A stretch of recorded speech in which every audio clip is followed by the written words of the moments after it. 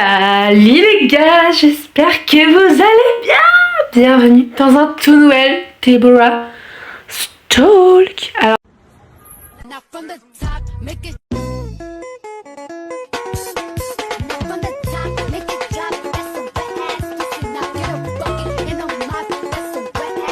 j'espère que vous m'entendez bien. J'ai mis mon micro parce que j'en avais un peu marre du petit et tout avec le bruit. C'est la première fois que je reteste ce micro, ça fait tellement longtemps que je l'avais pas sorti, etc. Donc j'espère que la distance elle est bonne, que vous m'entendez bien. Welcome sur Deborah Talk, le podcast où on parle de tout et de rien. Normalement les podcasts seront diffusés une fois par mois ou une fois toutes les 2 semaines. Mais il y a une petite nouveauté sur le podcast.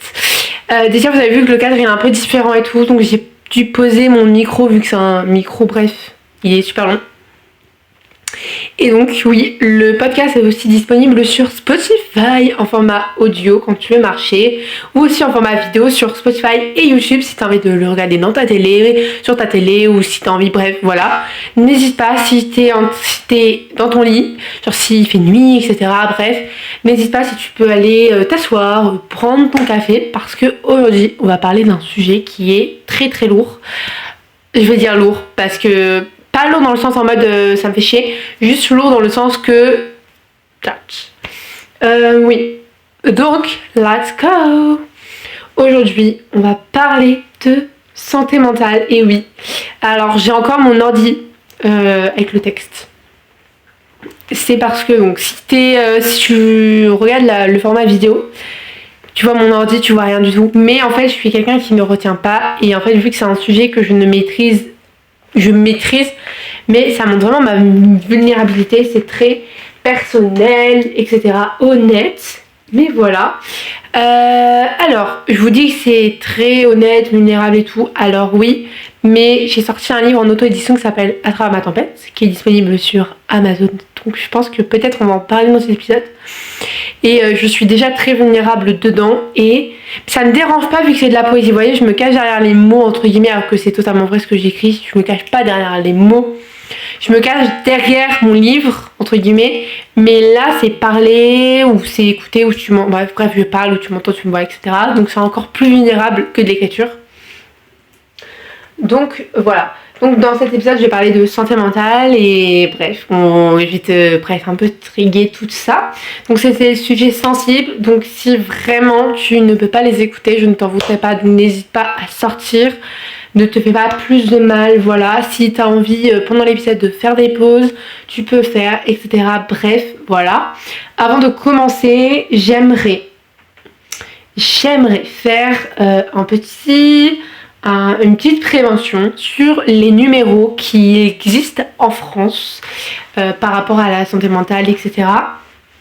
Donc bien évidemment, si t'es en urgence, genre si t'as un danger, main immédiate, tu peux appeler le SAMU, le 15, ou même le numéro d'urgence européen, donc qui fait pompiers, police et SAMU, c'est le 112. Puis après, si tu as un numéro d'urgence, prévention, suicide, c'est une écoute professionnelle de 24 heures sur 24, 7 jours sur 7, c'est le 31 14. Donc tu peux appeler si tu as des idées suicidaires, ou même si tu es inquiet. Alors je sais que sur le 31 14, il y a des petits trucs qui disent qu'ils répondent pas. Je sais pas si c'est vrai, je sais pas trop, mais je pense que c'est vrai. Puis après, il y a aussi des liens. Si j'oublie pas, je te mets tout en description. Je vais mettre tout dans la description, je pense, c'est super important. Et donc, les lignes d'écoute, il y a SOS Amitié, je te donne le SOS Amitié, 24 heures sur 24, écoute bienveillante et anonyme, je te mettrai le numéro en description. Il y a Suicide Écoute, pareil, il y a Fil Santé Jeune, ils existent aussi en chat en ligne, la plupart des autres c'est en mode parler, et il y a aussi, voilà, je crois que c'est tout. Voilà, j'ai posé un peu ces numéros parce que je trouvais que c'est très important de les montrer, de les dire, etc. Pour toi, si tu as besoin d'aide, n'hésite pas à demander, c'est le plus important, de demander de l'aide à une personne de confiance, à un adulte de confiance, bref, à quelqu'un en qui tu as confiance. Donc voilà, bref, c'est parti. Maintenant, je vais un peu poser le cadre, faire une petite introduction. Je sais pas j'ai mis combien de parties, j'ai mis pas mal de parties mais je vais essayer de bien développer mes parties. Alors, on va commencer comme il se doit. Hello, déjà, merci. Alors si tu as eu des idées suicidaires par exemple, merci d'être encore là. Merci beaucoup.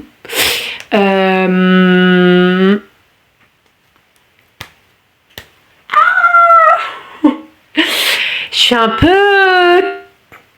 timide tout d'un coup. Moi, la santé mentale, j'avais écrit un texte pour l'introduction, mais bref. La santé mentale, c'est un sujet que je traite énormément dans mes recueils. Par exemple, mon premier recueil auto-édité, donc À travers ma tempête. Alors, si je dis ATMT, c'est À travers ma tempête. Et moi aussi, donc ATMT et mon prochain recueil de santé mentale, parle de la santé mentale, que ça soit la fatigue mentale, l'overthink, donc le trop de pensées.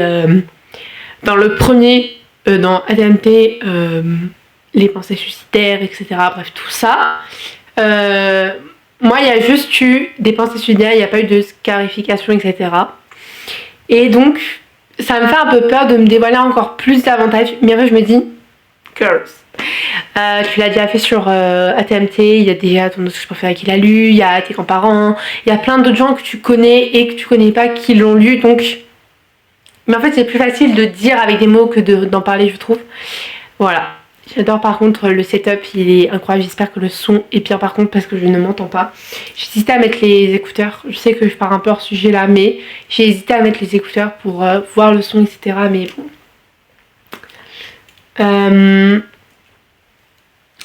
On parle énormément, on parle pas forcément pour moi avant la santé mentale c'était un peu tabou. Mais depuis que j'ai commencé à en parler, je suis un peu plus détaboutisée et même sur les médias avec par exemple Link, une application gratuite pour les jeunes et payante pour les adultes qui parle de la santé mentale.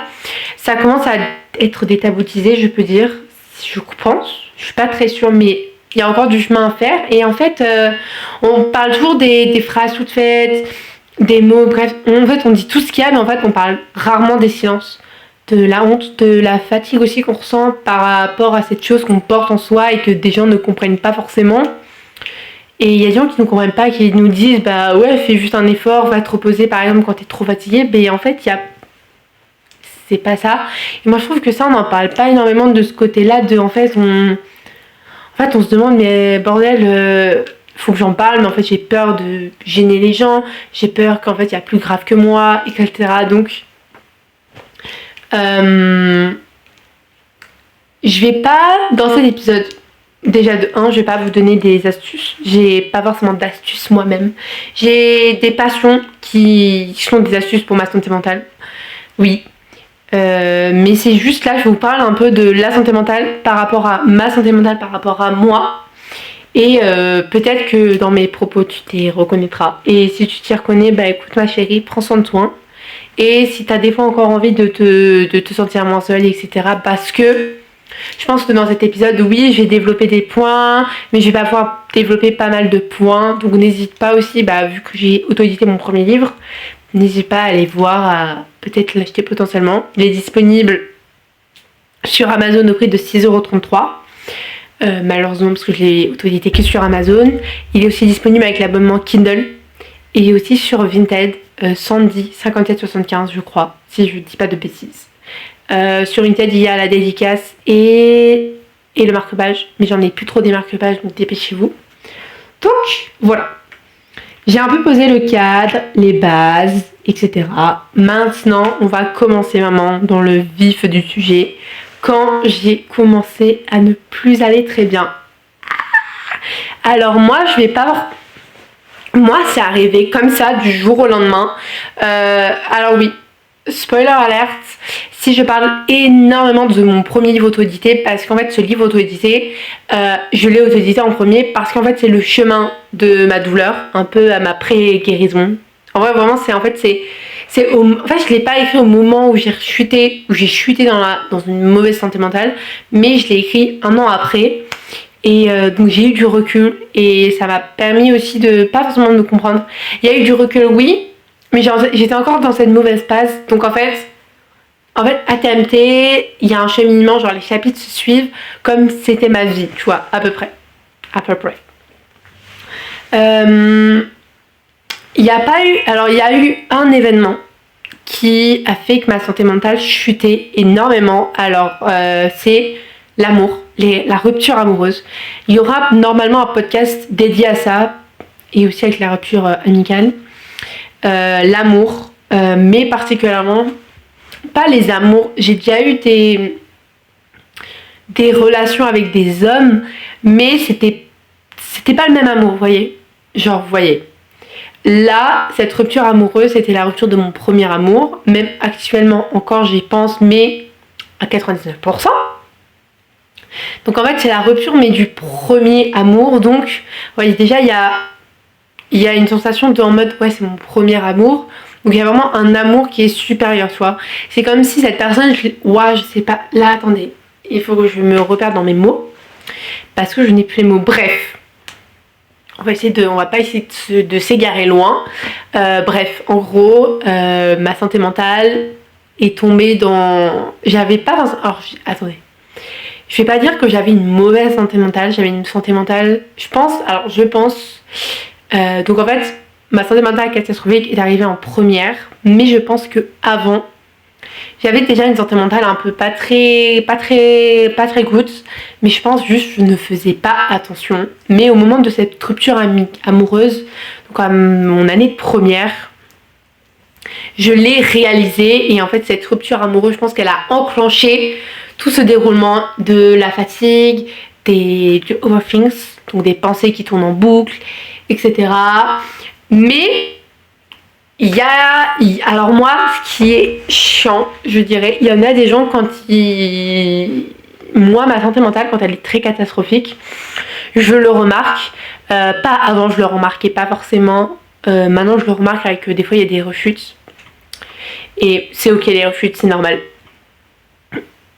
Je vais un peu bouger le micro. Et moi, je le remarque maintenant avec les rechutes, j'ai pas forcément envie de travailler, je overthink beaucoup, je suis énormément fatiguée, etc. Et voilà.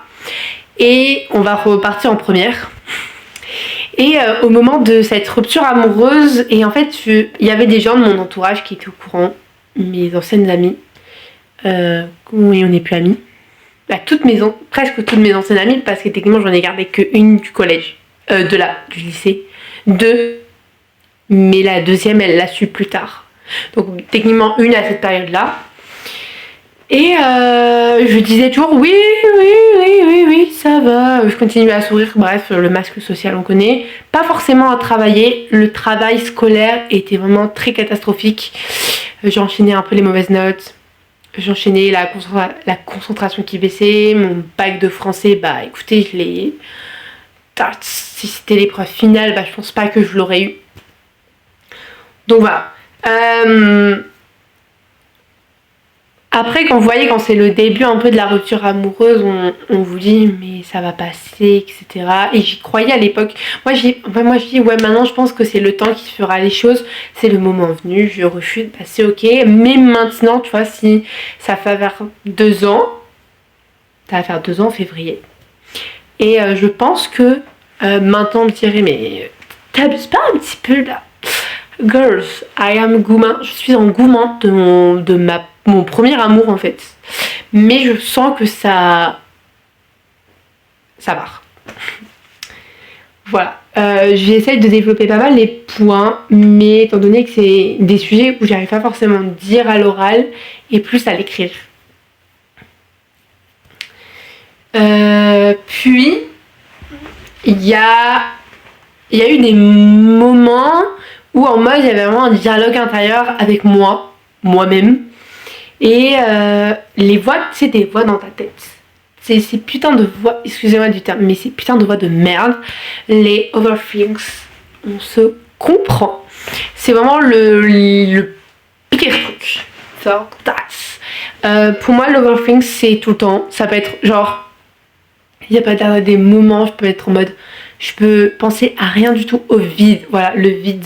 C'est quelque chose que je ressentais, que je ressens quand je rechute, c'est le vide. C'est vide d'émotions, vide d'envie, vide de tout. c'est good. Et il y a... Attendez, je t'en ai parlé quoi? Ah oui, Overthings. Et ce trop de pensées, il y a des moments où en fait je me dis quand je suis dans mes refus, je suis en mode tu devrais aller mieux meuf. Des gens ont vécu pire que toi. Et je suis un peu prisonnière de moi-même.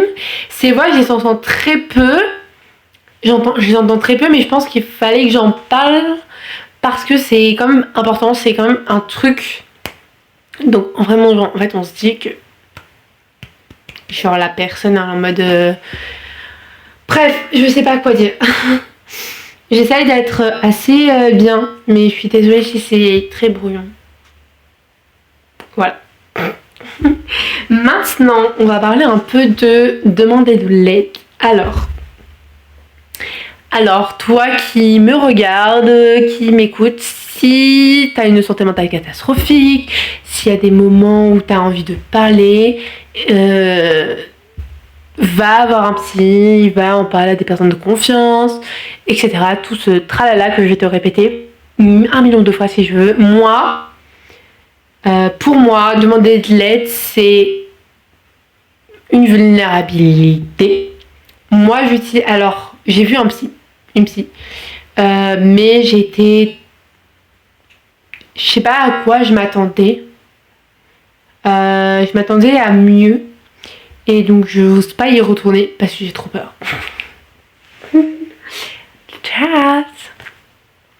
Moi j'utilise l'écriture, la lecture et aussi la musique comme un art thérapeutique et comme quelque chose de thérapeutique, de psychologue, surtout l'écriture en général. À travers ma tempête, mon prochain recueil de santé mentale, je veux pas dévoiler le titre les gars, c'est sûr. Et en fait j'ai compris, je vous dis j'ai compris, mais ça c'était avant, pas maintenant, que parler ça nous libère d'un poids, on est plus léger aussi. Je sais pas si... Alors en fait vu que j'ai une petite mauvaise expérience avec la psy surtout, j'ai vu qu'une psy dans ma vie, j'ai eu une petite mauvaise expérience, donc en fait je sais pas si ça m'a apporté, sur le moment ça m'apporte quelque chose, genre de tout déballer et tout, mais quand tu vois que ta psy elle est pas très en mode elle veut t'inciter à penser autrement et tout, c'est genre en mode quand je vais parler mon premier mois t'es en mode oui mais peut-être pas, bref je sais plus, elle était super sympa hein, mais j'ai pas forcément de mauvais souvenirs. Après elle m'a aidé à comprendre des choses, par exemple avec l'anxiété. Moi je savais pas que j'avais de l'anxiété. Quel est ce mot? That's fucking bitch girl. Après elle m'a quand même aidé sur des points, genre juste pour me dire que j'étais anxieuse, juste sur ça. Je vous ai fait un épisode de podcast sur le stress. Il n'est pas encore disponible sur Spotify, mais sur YouTube il y est. Voilà, mais je vais essayer de mettre, quand je poste pas mes podcasts, je vais essayer de rediffuser sur Spotify ceux que j'ai déjà diffusés sur YouTube. Donc, je sais que ça va être compliqué de demander de l'aide, d'aller voir un psy et tout, mais il faut essayer de le faire. Même si par exemple, tu veux en parler à quelqu'un, tu l'écris par message, c'est déjà bien, mais c'est mieux d'en parler. Oh, vraiment, je vous jure, là c'est l'hôpital qui se fout de la charité, les gars. C'est l'hôpital qui se fout de la charité. Moi, c'est tout ce que je vous dis, hein. Donc, je sais pas trop ce que je voulais faire avec cet épisode de podcast. Je sais que j'avais envie de parler, de prendre mon putain de micro, d'allumer ma caméra et de vous parler de la santé mentale. Mais il y a des trucs, la santé mentale, bah quand même, alors la santé mentale c'est très négatif pour sa santé physique, mentale aussi. Du coup, la santé mentale elle me change un peu. Par exemple, je suis très à fleur de peau quand j'ai une santé mentale très genre sous le sol. Et aussi, je suis très fatiguée, je dors très mal les nuits, j'ai envie de rien faire, je suis pas assez concentrée, j'ai trop plein de pensées, etc. Mais avec du recul, waouh, j'enchaîne les messages. Je vous jure, là j'ai que des messages. Bon, la santé mentale m'a quand même appris des choses très intéressantes. M'a appris la vie. Non, je rigole. En fait, là je me dis ça, mais avec du recul. Avec du putain de recul. j'ai eu du recul sur... Je vais pas dire déjà de 1, je vais pas dire que je suis guérie. Alors attendez, avant de parler de ce qu'elle m'a appris, on va parler de la guérison et la rechute. Les rechutes, pour moi, c'est quelque chose que avant je négligeais énormément. Je trouvais, en gros, quand je rechutais, ça veut dire en gros que j'étais une merde, que j'allais jamais guérir. C'est encore un peu d'actualité actuellement, mais j'essaie de relativiser en me disant, meuf, une rechute, tu vas revenir plus forte qu'avant. Girls, et c'est vrai, tu peux rechuter 4000 fois, mais tu vas revenir plus forte qu'avant, meilleure qu'avant, parce que tu vas apprendre des choses sur toi-même, sur ton corps, sur ta façon de gérer ta santé mentale, etc. Et pareil sur la guérison, moi je trouve que j'ai vendu trop cet aspect de guérir, que en gros, hop hop hop, j'ai guéri, c'est finito pipo, la vie elle est belle. Non. Tu vois, c'est plutôt un message aussi à la moi passée et à toi. La vie, ma chérie, elle est pas linéaire, elle est pas tout droite. Alors si tu vois si tu t'es en format vidéo, tu peux voir mes mains. La vie, elle est pas tout droite. La vie, c'est des vagues. Genre, c'est des montagnes russes. J'adore prendre la définition des montagnes russes. Et pour faire un peu parallèle avec mon nouveau recueil, la vie, des fois, tu vas être dans l'hiver, mais des fois, tu vas être dans l'été. Et que malgré que tu sois dans la tempête, clin d'œil à TMT, tu vas pouvoir t'en sortir parce qu'il y a toujours un petit soleil caché quelque part. Voilà, ouais, tu vois, là je suis habillée en noir par exemple. Si tu vois la caméra, j'ai un pull de Rose CHR qui date de la collection de Jennifer. Tous les Jennifer en femme. Et tu vois, il y a quand même du soleil. Alors, c'est pas trop représentatif, mais t'as compris la DA. Et aussi, j'ai le sous-titre de mon livre ATMT, c'est Fille fragile mais vivante. Et c'est vrai, je suis peut-être fragile mentalement, mais je suis vivante. Et c'est ça le principal. J'ai pas cédé et je suis toujours là à vous parler et à faire de la création de contenu, même si, bref, it's not a subject. J'espère vraiment que le son il est bien par contre. J'aime trop ça, ça me permet de bien bouger les mains et tout. Alors, passons à ce que la santé mentale m'a appris. Ah, la santé mentale. Après, on va reparler quand même des rechutes. Non, on va reparler maintenant. En fait, les rechutes, je reparle des rechutes, je pense que c'est mon sujet préféré. Peut-être parce que je suis dedans actuellement. Voilà, je dis ça, ça dépend à quel moment. Normalement, cette vidéo là, on est lundi quand je la tourne, 26 janvier, et normalement, elle sort ce soir. Oui, je disais de faire sur les podcasts moins de montage, j'ai pas envie de cut. C'est pas mon but. Et en fait, oui, voilà, quand tu rechutes, en fait, là, alors en fait, il y a l'avant-rechute où en mode t'es guéri, etc.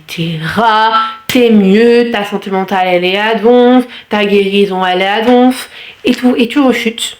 Et tu rebaisses, tu redescends à 100. Et donc en gros, toi, avant la rechute, t'es tout en haut du podium. Et quand tu rechutes, bah t'es à 100. Donc en fait, tu te dis que t'es un peu dans tes merdes, que tu sais pas maintenir une bonne santé mentale, que tu vas jamais aller mieux, etc. Et girl, not. Il faut... C'est encore l'hôpital qu'il faut de la charité, mais en fait je me dis aussi des propres messages à moi-même. Il faut se dire qu'il faut utiliser la rechute pour aller mieux. Moi personnellement, tout ce que je vais te dire dans 2 secondes là, comment j'ai réussi, pas comment j'ai réussi à aller mieux, mais qu'est-ce que la santé mentale, les rechutes m'ont appris, je les ai appris grâce aux rechutes. Je les applique pas forcément, mais je les ai en tête. Par exemple, moi ce que j'ai vraiment pris conscience, c'est que le repos est plus important que tout ce qu'il y a avec. Moi personnellement, si j'ai une mauvaise santé mentale, je ne peux pas travailler, donc je me mets en pause, quitte à avoir du retard, quitte à avoir des mauvaises notes, je préfère mieux prendre en soin ma santé mentale, parce que un esprit sain dans un corps sain, qui va, en fait, si t'es mal mentalement, ça va se refléter sur la société, genre sur ton toi par rapport au monde. Moi c'est quelque chose comme ça, tu vois, moi en mode je sais que si j'overthink trop pendant un contrôle par exemple, parce que ça veut dire que j'ai une santé mentale très catastrophique, je sais que je vais pas réussir. Donc voilà. Bon, après il y a aussi que la guérison n'est pas linéaire. Et que ma chérie, c'est pas parce que t'es mal mentalement que toutes tes journées vont être pourries. Il y a des petits moments d'euphorie, que ce soit 1 heure, 2 heures ou toute une journée entière où tu seras très heureuse, et il faut vraiment récolter ça. Je pense que... Alors attendez, je vais faire une dernière partie. Je me voyais bien de faire cette partie là parce que sur un point de vue de santé mentale, je voulais juste te dire que Si tu écoutes, si tu regardes cet épisode, tu n'es pas faible, tu n'es pas en retard et tu n'es pas cassée. Tu es fragile, oui, mais tu es vivante. Et n'hésite pas, vraiment, prends soin de toi, n'hésite pas à en parler. Et parle de ta douleur sur du papier, si tu as envie, dans ton journal intime, à des personnes de confiance ou même à une psychologue ou à même des inconnus. N'hésite pas, déjà si tu as des fois envie de parler, mes DM sur Instagram sont ouverts. Mon compte Insta c'est Deborah Books-du-bas. N'hésite pas, je vais essayer de... j'aurai tous mes DM normalement. J'en loupe aucun. N'hésite surtout à la suite. Oh my god! On se retrouve pour un prochain épisode de podcast. Mais d'ici là, prends soin de toi. Et moi, je sais plus parler. Bref, n'hésite pas à prendre très très très soin de toi. C'est le principal. Et moi, écoute, je te fais plein de gros bisous. J'espère que le son était bien. Bref. Bisous!